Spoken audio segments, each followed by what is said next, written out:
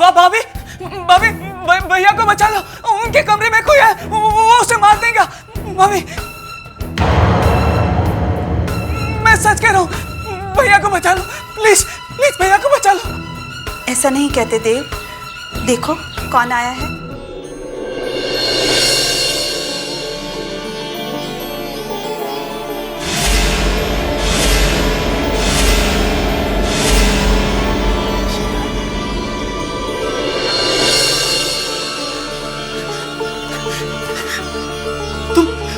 तुम कहाँ चली गई थी मुझे अकेला छोड़ के?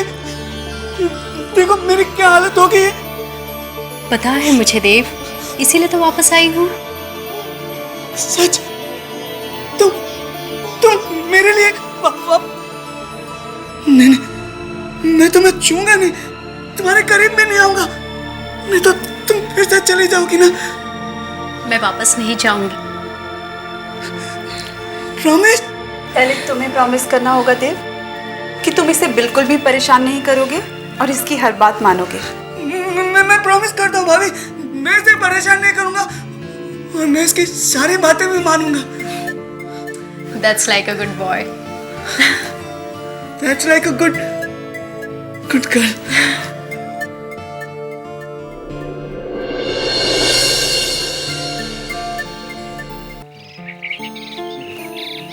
तुम मुझे फोन करके बता दो। ओके, हाँ मैं पहुंच रहा हूँ।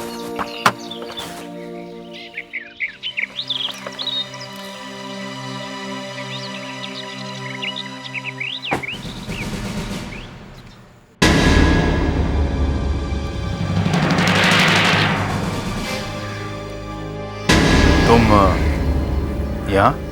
हाँ, मैं तुम्हारा इंतजार कर रहा था। कोई खास बात? नहीं, कोई खास बात तो नहीं है, दिमाग में एक बात घूम रही थी, सोचा तुमसे ही पूछ लूं। कहो क्या बात? अभी वैसे तो कृष्णा का भाई मैं हूं, लेकिन बड़ी माँ मुझसे भी ज्यादा तुम्हें प्यार करती है और तुम्हें भी अपने बेटे की तरह ही मानती है, और कृष्णा भी तुम्हें अपना भाई मानता है। तुम्हारे कहने का मतलब समझा नहीं। मतलब ये अभी के मैं ये कहना चाह रहा हूं कि तुम कृष्णा के भाई की तरह हो और हमेशा कृष्णा के नजदीक भी रहे हो, तो कृष्णा ने तुम्हें कम से कम ये तो बताया ही होगा कि तुलसी कौन है, कहां से आई है।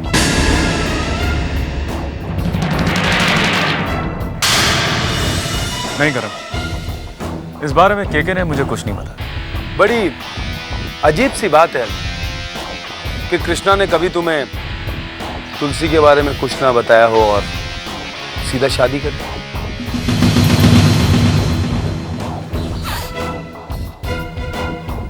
मुझे तो इस बात पर यकीन नहीं हो रहा। तुलसी कौन है, कहां से आई है, ये बात तुम केके से तब पूछ लेना जब उसे होश आ जाए, ठीक है? होश? अभी तुम्हें क्या लगता है अब कृष्णा को कभी होश आएगा? भाई मुझे तो ऐसा बिल्कुल नहीं लगता।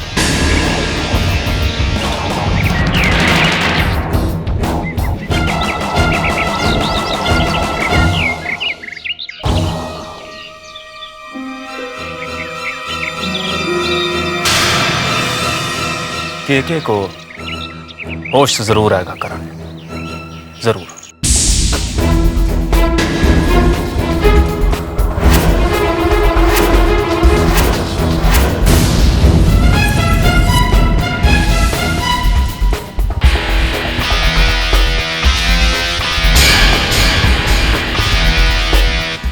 हाँ बोलो ना, मैं सुन रही हूँ।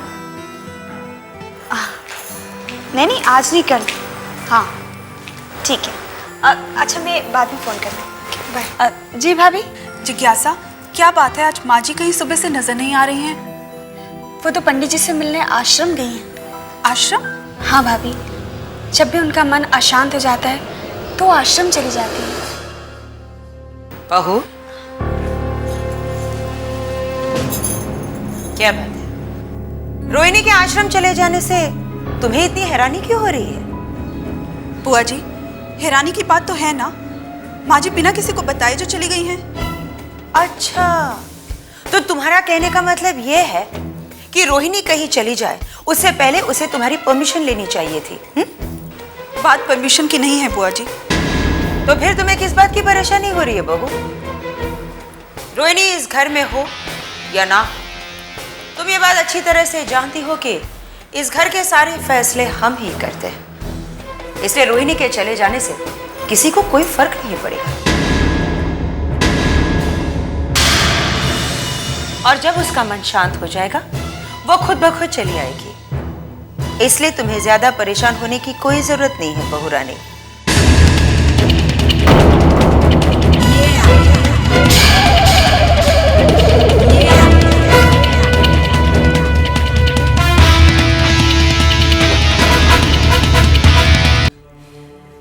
क्या सुबह का देखा हुआ सपना सच होता है? क्यों देव? मैंने एक बहुत ही बुरा सपना देखा है। मैंने देखा कि कोई आदमी भाई को जान से मारना चाहता है। ये तो अच्छा होता है देव।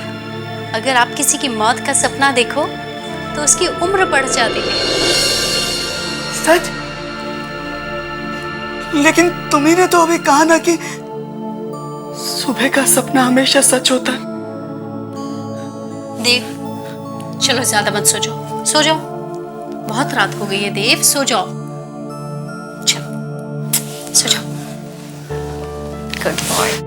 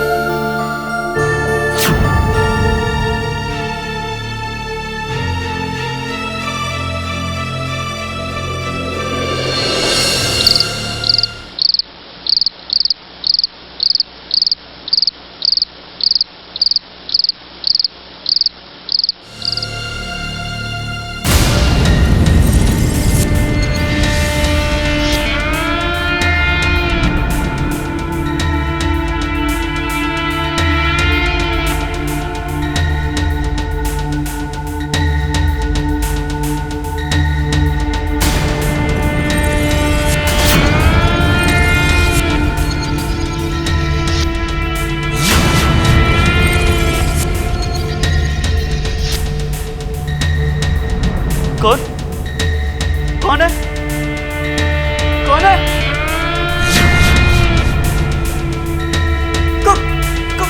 कौन था यहाँ पे? कौन था वो?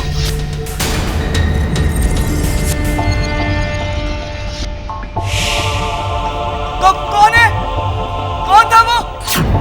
हाँ?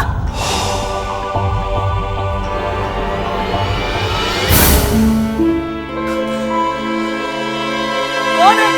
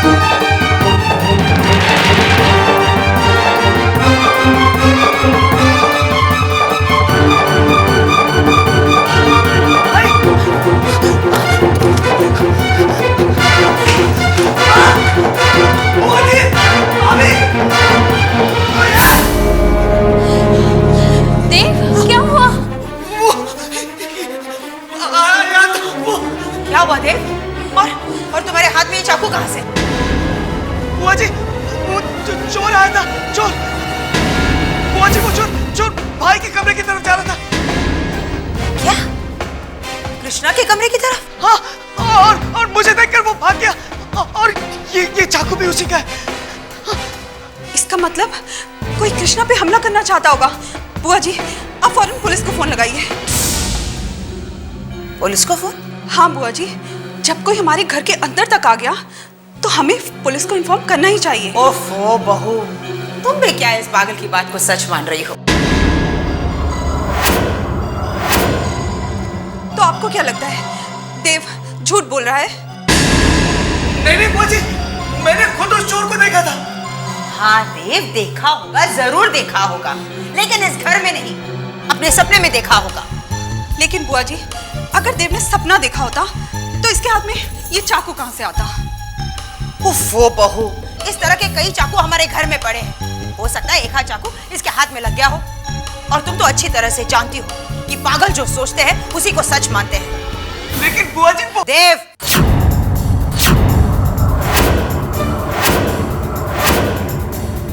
जाओ अपने कमरे में जाकर आराम करो। देव!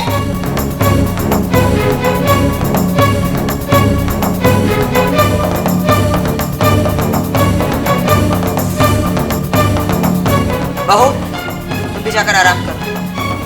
इस पागल ने तो हम सबकी नींद हराम कर दी है।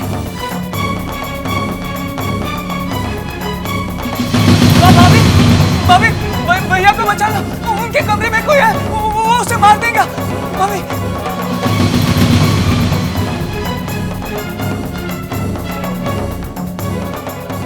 दीदी, आपको क्या लगता है? तुलिका, मुझे लगता है देव झूठ नहीं बोल रहा था। I don't understand dad. ये कृष्णा हर बार बच कैसे जाता है? किस्मत उसका साथ दे रही है करण, किस्मत उसका साथ दे रही है।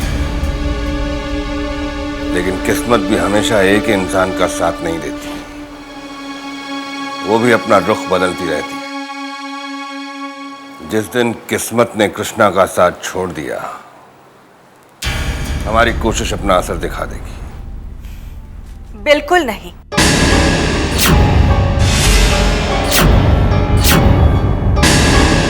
कृष्णा की किस्मत अच्छी नहीं, बल्कि आप लोगों की कोशिश में कमी है।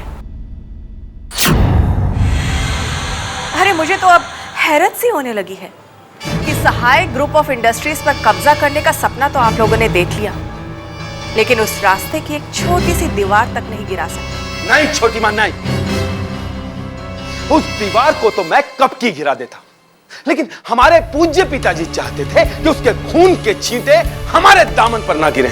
नहीं करण, ये कोशिश तुमने कई बार करी, लेकिन हर बार तुम्हें हार का सामना करना पड़ा।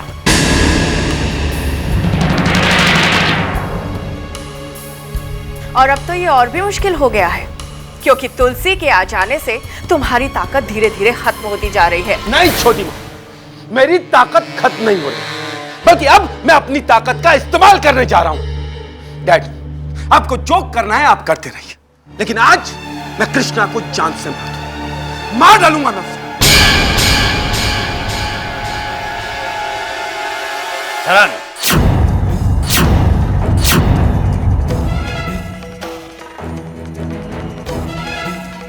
इंसान के अंदर जोश और जुनून का होना बहुत जरूरी है, लेकिन उसके साथ साथ अगर वो अपना होश खो दे तो बेवकूफी है, जो तुम आज करने जा रहे हो।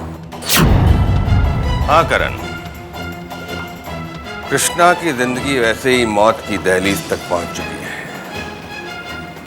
वो एक नाजुक सी डोर है जिसका टूटना बाकी है, और जिस दिन ये डोर टूट जाएगी हम अपने आप अपनी मंजिल तक पहुंच जाएंगे। लेकिन शायद आप लोग ये बात भूल रहे हैं कि जब तक इस घर में तुलसी है, इस डोर का टूटना बहुत मुश्किल है।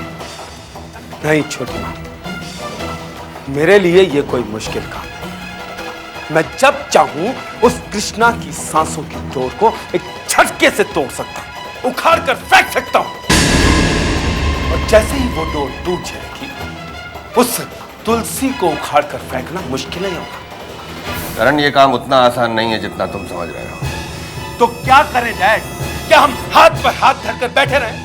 हमें अपना हाथ उठाने की कोई जरूरत नहीं है, बल्कि हमें एक ऐसे हथियार की जरूरत है जो कृष्णा और तुलसी को काट सकता हो, और इसके लिए हमें थोड़े दिन और इंतजार करना पड़ेगा।